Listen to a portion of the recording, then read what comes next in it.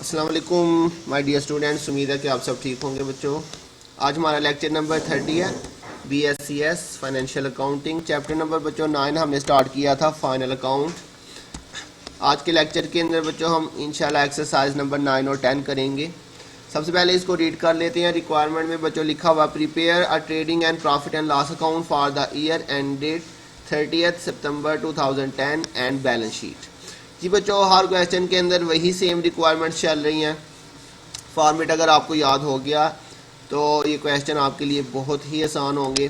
तो देखिए बच्चों, सबसे पहले उसने आपको दिया हुआ बिल्डिंग, ये हमारा एसेट है, ये बैलेंस शीट में लिखा जाएगा। स्टेशनरी हमारा एक्सपेंस है, ये प्रॉफिट एंड लॉस में creditors, commission, taxes, machinery, postage and telegram, debtors, drawing, capital, purchases, sale, stock, cash, salaries, carriage.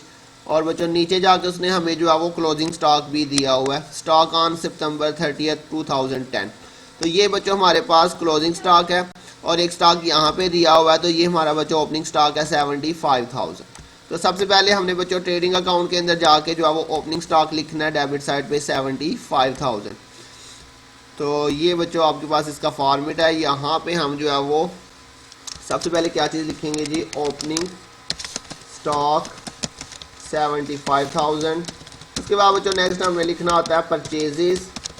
तो परचेजेस में अगर उसने आपको परचेज रिटर्न डिस्काउंट अलाउंस दिया तो वो आपने माइनस करना है, लेकिन इस क्वेश्चन के अंदर हमें उसने कोई परचेज डिस्काउंट रिटर्न या अलाउंस नहीं दिया हुआ। तो सीधी सीधी बच्चों परचेजेस की वैल्यू है 2,60,000। इसको हमने जो है वो यहाँ पे लिख लेना है 2,60,000। उसके बाद बच्चों नेक्स्ट आएंगे डायरेक्ट एक्सपेंसेस। डायरेक्ट एक्सपेंस में देखते हैं जी कौन कौन सा एक्सपेंस है आपके पास। ये आपके पास बच्चों इसमें उसने आपको सिर्फ एक ही डायरेक्ट एक्सपेंस दिया हुआ कैरेज, इसके अलावा कोई भी आपके पास जो है वो डायरेक्ट एक्सपेंस नहीं दिया हुआ। तो कैरेज आपके पास सिर्फ एक डायरेक्ट एक्सपेंस है 15,000, 15,000 ये आपके पास डायरेक्ट एक्सपेंस आ जाएगा। उसके बाद बच्चों दूसरी साइड पे हम लिखेंगे सेल, और सेल में से आपने cell return discount allowance minus कर देना। लेकिन इस क्वेश्चन में आपको उसने सेल के साथ सेल रिटर्न डिस्काउंट अलाउंस नहीं दिया हुआ। ये देखिए बच्चों, सिर्फ उसने आपको सेल ये दी हुई है, सेल की वैल्यू आपके पास है 3,30,000। इसके अलावा उसने आपको सेल रिटर्न डिस्काउंट अलाउंस कुछ भी नहीं दिया हुआ। तो सेल कितना है बच्चों, 3,30,000। ये आपके पास सेल की वैल्यू आ जाएगी 3,30,000। उसके बाद बच्चों क्लोजिंग स्टॉक लिखेंगे। तो क्लोजिंग स्टॉक उसने आपको एडजस्टमेंट में नीचे जाके यहाँ पे दिया हुआ है, स्टॉक ऑन सितंबर 30 2010 1,30,000, 1,30,000 हमारे पास बच्चों क्लोजिंग स्टॉक है। इसका टोटल कर लेते हैं। तो देखते हैं कौन सी साइड का जो टोटल है वो ज़्यादा आ रहा है। तो आपने दोनों साइड का टोटल अलग-अलग से करके देख लेना बच्चों।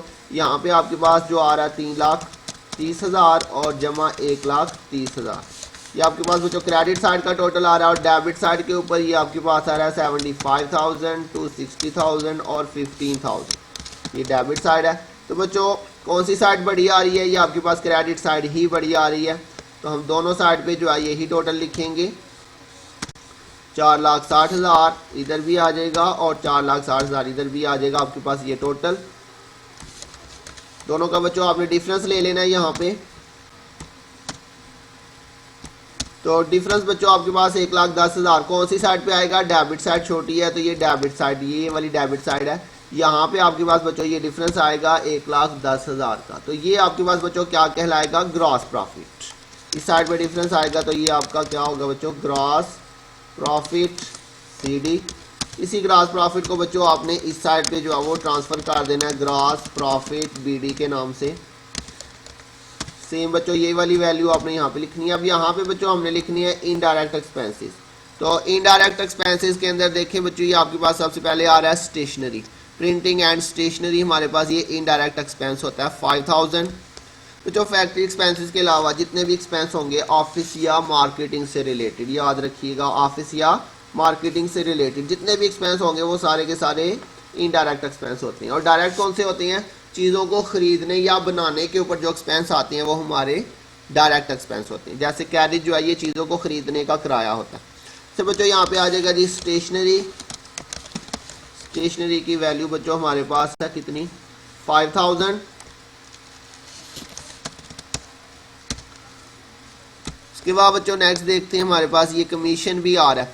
लेकिन कमीशन बच्चों हमारे पास कौन सी साइड पे आ रहा है, क्रेडिट साइड पे। इसके लिए मैंने आपको लास्ट लेक्चर्स के अंदर बच्चों कुछ पॉइंट्स बताए थे। अगर तो कमीशन के साथ पेड लिखा हो तो ये एक्सपेंस होगा, रिसीव लिखा हो तो इनकम होगी। लेकिन सम टाइम मैंने बताया था इनके साथ ना पेड लिखा होता है ना रिसीव लिखा होता है। उस सूरत में हमें कैसे पता चलेगा कि ये एक्सपेंस है या इनकम है? तो उसके लिए मैंने बच्चों आपको एक पॉइंट बताया था, इंटरेस्ट, कमीशन, डिस्काउंट, रेंट, फ़ी के लिए मैंने 5-6 चीज़ें आपको बताई थी। इन सब के लिए मैंने रूल बताया था। अगर तो ये चीज़ें डेबिट साइड पे होंगी तो फिर ये एक्सपेंस में लिखी जाएंगी, और अगर ये क्रेडिट साइड पे होंगी तो फिर ये इनकम में लिखी जाएंगी। बहुत आसान सा पॉइंट है। अगर इनके साथ कुछ भी मेंशन नहीं, पेड या रिसीव, तो फिर हमें कैसे पता चलेगा? अगर डेबिट पे हुआ तो एक्सपेंस में लिखेंगे, क्रेडिट पे हुआ तो इनकम में। तो ये बच्चों देखें क्रेडिट साइड पे लिखा हुआ कमीशन, इसलिए कौन सी साइड पे लिखेंगे? इनकम साइड पे। और ये भी सिंपल है, ये देखिए ये डेबिट साइड है और ये आपकी डेबिट साइड है, ये आपकी क्रेडिट साइड है, ये आपकी क्रेडिट साइड है। तो बच्चों अगर क्रेडिट साइड पे दिया हुआ है तो आपने भी इसको यहाँ पे क्रेडिट साइड पे लिख देना, और अगर ये जो है डेबिट साइड पे यहाँ पे दिया होगा तो आपने इसको जो है वो सिंपली डेबिट साइड पे लिख देना। सिंपल सा ये पॉइंट है। अच्छा बच्चों अब कमीशन जो है वो क्रेडिट साइड पे है, इसलिए हमने भी इसको क्रेडिट साइड पे, इनकम साइड पे लिख देना। कितनी कमीशन आ रही है बच्चों? 7500, ये हमारी इनकम साइड है। उसके बाद टैक्सेस बच्चों, ये जो है वो ये हमारा एक्सपेंस है 5000, ये भी हमारा इनडायरेक्ट एक्सपेंस है बच्चों। यहाँ पे आ जाएगा टैक्स 5000। अच्छा बच्चों एक टैक्सेस मैंने आपको बैलेंस शीट के फॉर्मेट में भी यहाँ पे माइनस करवाया था, लेकिन वो था इनकम टैक्स। इनकम टैक्स होगा तो उसे आपने यहाँ पे माइनस करना है बैलेंस शीट में। ये खाली टैक्सेस लिखा होगा, सिर्फ taxes, rent, rate and taxes लिखा होता है, या फिर खाली टैक्सेस लिखा होगा तो वो एक्सपेंस में ही आएगा, इनडायरेक्ट एक्सपेंस के अंदर। उसके बाद बच्चों नेक्स्ट आपके पास जो है वो मशीनरी फिक्स्ड एसेट है जी। पोस्टेज एंड टेलीग्राम, ये भी हमारा इनडायरेक्ट एक्सपेंस है 4000। Postage and Telegram, postage and Telegram, ये भी बच्चों हमारा इनडायरेक्ट एक्सपेंस है 4000, इसकी अमाउंट आपके पास जी। इसके अलावा debtors, drawing, capital purchase, sale, stock, salaries, जी बच्चों सैलरीज भी हमारा इनडायरेक्ट एक्सपेंस है 17500। सैलरीज 17500 जी बच्चों। बस इतने ही हमारे इनडायरेक्ट एक्सपेंस थे, कैरेज हम ऑलरेडी लिख चुके हैं। अब बच्चों हम फिर से टोटल करते हैं, देखते हैं कौन सी साइड बढ़िया आ रही है इनमें से। तो ये आपके पास बच्चों क्रेडिट साइड पे आ रहा है 1,10,000 और ये 7500, ये क्रेडिट साइड का टोटल आ गया। और इसी तरह से बच्चों ये आपके पास जो है वो डेबिट साइड पे आ रहा है।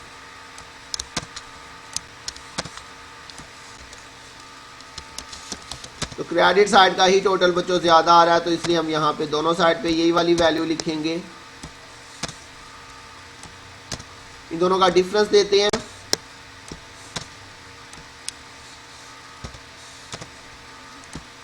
तो ये बच्चों आपके पास कौन सी साइड छोटी है? Debit side. तो ये हमारे पास जो है वो डेबिट साइड है, यहाँ पे जो है वो डिफरेंस लिखा जाएगा। ये डेबिट साइड छोटी है, यहाँ पे ये डिफरेंस आ जाएगा 86,000, और ये हमारा बच्चों क्या कहलाएगा? Net profit. क्लियर हो गया बच्चों? तो ये हमारा नेट प्रॉफिट आ गया। अब इसके बाद बच्चों बैलेंस शीट में जाते हैं। यहाँ पे सबसे पहले हम लिखेंगे करंट एसेट्स। करंट एसेट्स के अंदर मैंने आपको बताया था सबसे पहले हमने लिखना है कैश इन हैंड या कैश एट बैंक। तो कैश उसने आपको देखते हैं जी दिया हुआ है, ये बच्चों कैश उसने आपको दिया हुआ है कितना? 25,000 आपके पास कैश की वैल्यू है, 25,000। उसके बाद बच्चों हमने डेटर्स लिखने हैं, डेटर्स। उसके बाद स्टॉक, डेटर्स उसने आपको दिया हुआ था, ये बच्चों उसने आपको डेटर्स दिया था 1,25,000। तो ये आ जाएगा आपके पास डेटर्स 1,25,000। नेक्स्ट बच्चों हम क्लोजिंग स्टॉक लिख लेंगे। क्लोजिंग स्टॉक बच्चों इसका डबल इफेक्ट होता है, एक दफ़ा हम इसको यहाँ पे ट्रेडिंग अकाउंट में भी लिखते हैं और एक दफ़ा करंट एसेट्स के अंदर भी लिखते हैं। तो 1,30,000 हमारे पास करंट एसेट्स में आ जाएगा क्लोजिंग स्टॉक। इनके अलावा कोई करंट एसेट देखते हैं बच्चों हमारे पास, मशीनरी, डेटर्स, ड्राइंग जी बच्चों, और इसके अलावा हमारे पास कोई भी क्लोजिंग स्टॉक नहीं है। ये ओपनिंग स्टॉक है, इसका सिंगल इफेक्ट होगा बच्चों। उसके बाद बच्चों नेक्स्ट हमारे पास हेडिंग आती है लॉन्ग टर्म इन्वेस्टमेंट। इन्वेस्टमेंट उसने हमें क्वेश्चन में दिया ही नहीं है। और उसके बाद फिर बच्चों नेक्स्ट हेडिंग आएगी फिक्स्ड एसेट्स। फिक्स्ड एसेट्स के अंदर हमारे पास क्या आएगा बच्चों? Land, building, plant, machinery, furniture. तो इसमें देखते हैं बच्चों, ये उसने हमें दिया हुआ है, बिल्डिंग उसने दी हुई है, और बिल्डिंग हमारे पास है 1,21,000। तो ये आ जाएगा जी बिल्डिंग 1,21,000। 30,000। बिल्डिंग के अलावा मजीद देखते हैं जी स्टेशनरी एक्सेस मशीनरी। जी बच्चों मशीनरी भी हमारा फिक्स्ड एसेट है 1,10,000 मशीनरी। मशीनरी जी बच्चों, इसके बाद हमारे पास और कोई भी फिक्स्ड एसेट्स नहीं है। दूसरी साइड पे आ जाए बच्चों, यहाँ पे करंट लाइबिलिटीज़ की हेडिंग लिखेंगे। सबसे पहले करंट लाइबिलिटीज़। करंट लाइबिलिटीज़ के अंदर देखते हैं हमारे पास उसने क्या दिया हुआ है। सबसे पहले हमने इसमें लिखना होता है क्रेडिटर्स 65,000 बच्चों। क्रेडिटर्स की वैल्यू है हमारे पास, तो ये आ जाएगा हमारे पास क्रेडिटर्स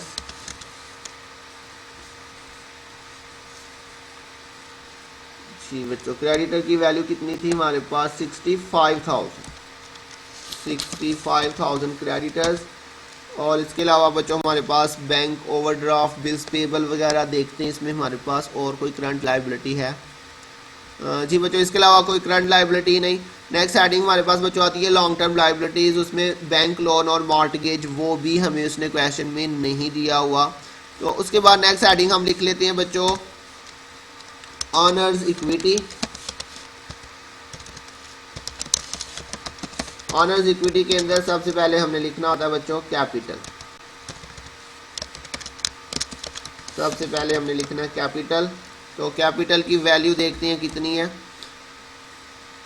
कैपिटल बच्चों ये दिया हुआ है उसने हमें 4 लाख हमारा कैपिटल है यहाँ पे, यह जगह 4 लाख।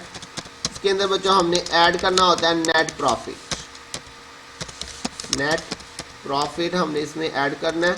नेट प्रॉफिट बच्चों कहाँ से आएगा, ये 86,000 जो हमने यहाँ पे कैलकुलेट किया, ये हमारा नेट प्रॉफिट। इसके अलावा बच्चों इंटरेस्ट ऑन कैपिटल अगर होगा तो वो भी हमने ऐड करना होता है, लेकिन यहाँ पे उसने इंटरेस्ट ऑन कैपिटल नहीं दिया हुआ। तो यहाँ पे जगह कम है इसलिए मैंने ये शॉर्ट में लिखा, आपने इसको कंप्लीट लिखना। तो ये नेट प्रॉफिट आ जाएगा हमारे पास, इसमें ऐड कर लेंगे तो यहाँ पे इसका टोटल आएगा। लेकिन इसमें से हमने कुछ चीज़ें माइनस करनी है, जैसे मैंने बताया था ड्राइंग, इंटरेस्ट ऑन ड्राइंग और इनकम टैक्स। तो देखते हैं इनमें से कोई चीज़ गिवन है हमारे पास। ड्राइंग्स जी बच्चों ये ड्राइंग्स हैं हमारे पास। तो इसलिए हम क्या करते हैं, पहले इसका टोटल जो है वो इनर कॉलम में लिख लेते हैं 4,86,000। अगर इसमें कोई चीज़ माइनस होने वाली ना होती तो डायरेक्टली आपने यहाँ पे इसका टोटल ले जाना था, लेकिन अभी हम क्या करते हैं 4,86,000 इसका टोटल, और इसमें से हमने क्या करना है लेस ड्राइंग्स। तो ड्राइंग्स बच्चों कितनी है, ड्राइंग्स की वैल्यू हमारे पास है 40,000। तो ड्राइंग्स को आपने इसमें से बच्चों लेस कर देना है 40,000।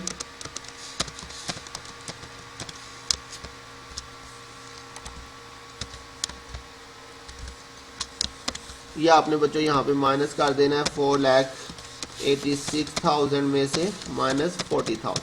तो ये आपके पास 4,46,000 टोटल आ गया। अब बच्चों टोटल करते हैं दोनों साइड का, और हमारा टोटल जो है वो सेम आना चाहिए दोनों साइड पे। यह आ गया 5,11,000, और इस साइड पे देखते हैं कितना टोटल आ रहा है।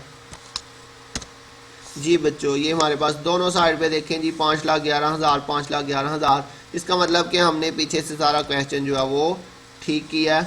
तो बच्चों बिल्कुल आसान से क्वेश्चन है, आपको बस फॉर्मेट आने चाहिए। नेक्स्ट क्वेश्चन भी बिल्कुल ऐसे ही है, क्वेश्चन नंबर 10, वो भी आपने खुद करना है। अच्छा बच्चों अगर किसी क्वेश्चन की रिक्वायरमेंट में जो है वो बैलेंस शीट मिसिंग है, जैसे कि प्रॉब्लम नंबर 8 की जो रिक्वायरमेंट थी वहाँ पे बैलेंस शीट मिसिंग थी, स्टूडेंट ने पूछा था, तो बच्चों आपने बैलेंस शीट भी बनानी है। अगर कहीं पे मिस है तो आप लिख लीजिएगा। अच्छा जी यहाँ पे उसने कहा हुआ जी एक्सरसाइज नंबर 10 में prepare trading and profit and loss account for the year ended 30 June 2016 and balance sheet. Sale है बच्चों, सेल रिटर्न आपने माइनस कर देना। सेल में से हमने पहले भी किया था परचेजेज है, और उसमें से परचेज रिटर्न आपने माइनस कर देना। फ्यूल एंड पावर ये आपका डायरेक्ट एक्सपेंस है। सैलरीज इनडायरेक्ट एक्सपेंस है। कैश करंट एसेट्स है। डेटर्स भी बच्चों आपका करंट एसेट है। फर्नीचर फिक्स्ड एसेट है। क्रेडिटर्स करंट लाइबिलिटी है। कैपिटल बैलेंस शीट में रेंट और कमीशन। जी बच्चों फिर से वही पॉइंट आ गया जो हमने लास्ट क्वेश्चन के अंदर डिस्कस किया कि इनके साथ पेड या रिसीव मेंशन नहीं है। तो अब इसको हम कहाँ पे लिखेंगे, तो ये देखिए जी डेबिट साइड पे दिया हुआ। तो बच्चों इंटरेस्ट रेंट कमीशन डिस्काउंट फी अगर डेबिट साइड पे है तो आपने इनको एक्सपेंस साइड पे लिख देना प्रॉफिट एंड लॉस में। अगर ये क्रेडिट साइड पे होंगे तो फिर इनकम साइड पे। क्लियर हो गया। क्लोजिंग स्टॉक भी दिया हुआ है। तो बच्चों आज आपने प्रॉब्लम नंबर 9 और 10 जो है वो सॉल्व करनी है। तो उम्मीद है मुझे बच्चों आपको समझ आ गई होगी। कमेंट सेक्शन में जाके बच्चों अपनी अटेंडेंस जरूर लगाइएगा, वहीं से आपकी जो है वो अटेंडेंस मार्क्स होगी। अगर किसी पॉइंट की नहीं समझ आती तो बच्चों पूछ लीजिएगा। अपना ध्यान रखिएगा, बहुत जल्द मिलेंगे इंशाल्लाह नेक्स्ट लेक्चर के साथ। तब तक के लिए अल्लाह हाफिज़।